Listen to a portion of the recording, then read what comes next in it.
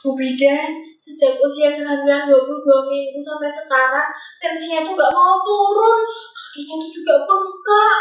Tuh kenapa ya, Bu Bid?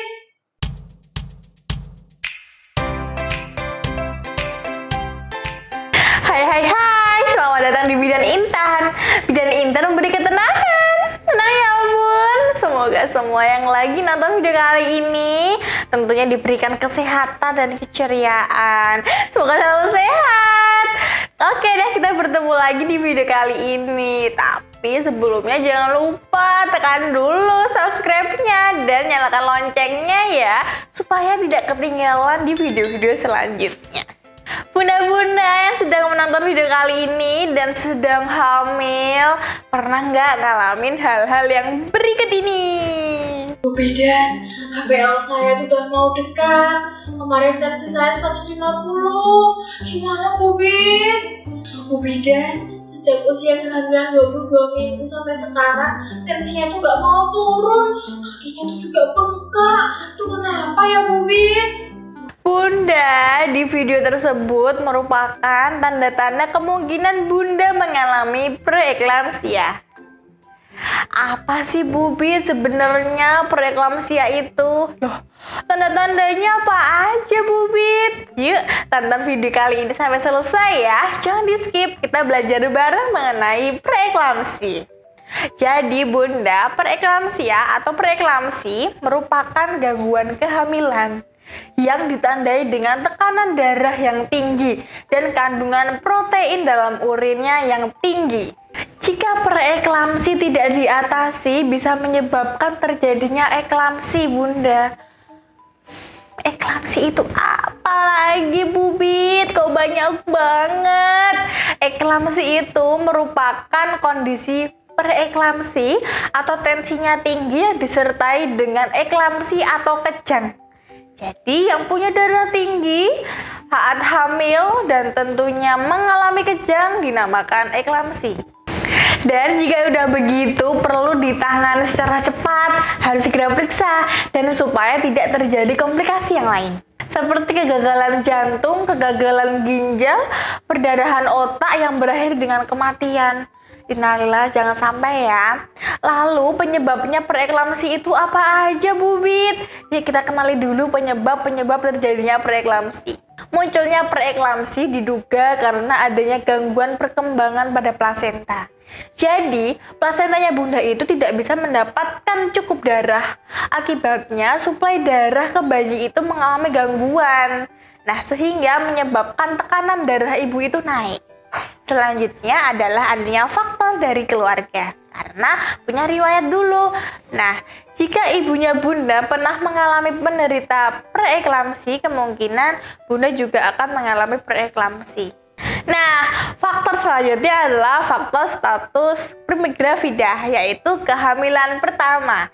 Jika Bunda pernah mengalami preeklamsi di kehamilan pertama, maka besar kemungkinan di kehamilan berikutnya Bunda juga akan mengalami preeklamsi. Tapi itu tidak menutup kemungkinan ya Bun.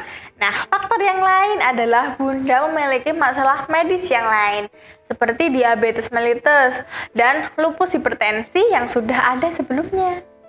Nah, hamil kembar juga memiliki resiko yang lebih besar Bun yang mengalami preeklamsi. Nah, ada pula faktor resiko dari kadar folat dan vitamin B12 yang rendah itu juga menimbulkan preeklamsi. Nah, dapat dikaitkan dengan tingginya homosistem yang lebih tinggi dari aliran darah Bun, sehingga kadar tersebut dapat meningkatkan resiko preeklamsi. Faktor lain yang juga berhubungan dengan terjadinya preeklamsi adalah faktor usia. Faktor usia yang beresiko terjadinya preeklamsi adalah kehamilan dengan memiliki usia kurang dari 20 tahun dan lebih dari 35 tahun. Beberapa jurnal mengungkapkan bahwa usia cenderung menjadi faktor preeklamsi. Ibu yang memiliki obesitas dan memiliki IMT lebih dari 25 juga dapat berhubungan dengan kejadian preeklamsi.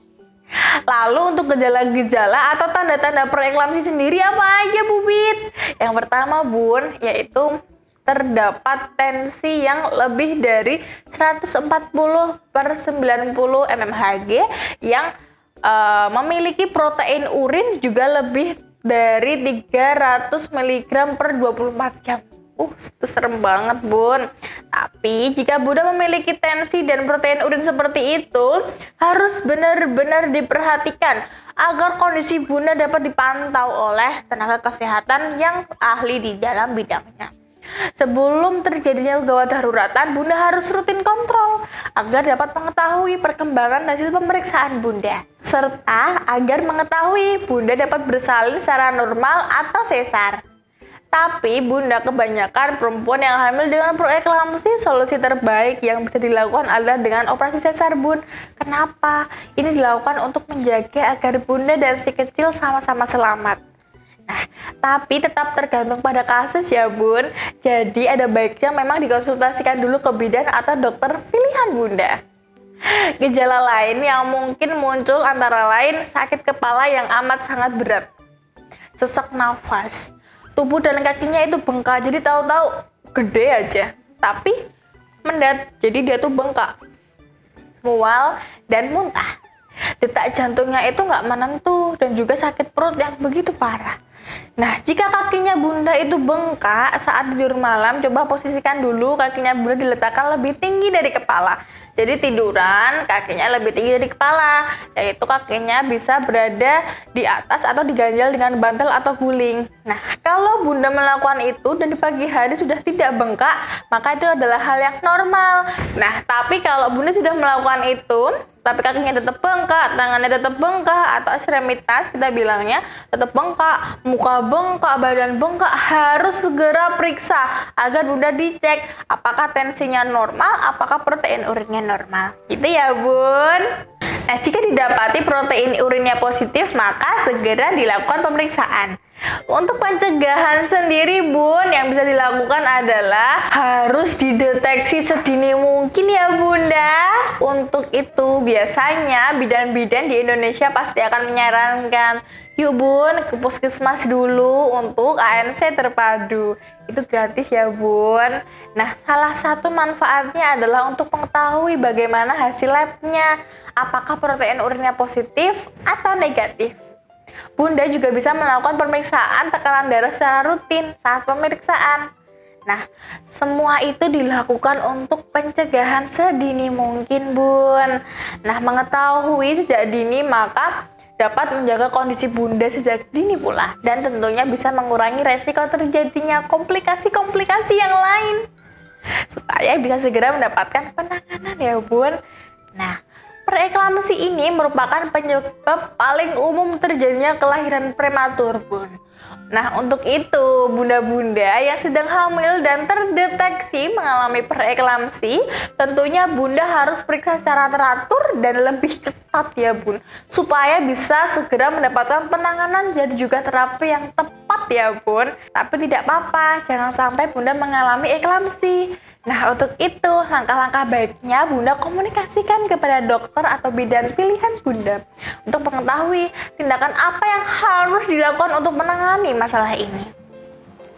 Preeklamsi ini biasanya muncul setelah usia kehamilan 20 minggu atau menjelang persalinan.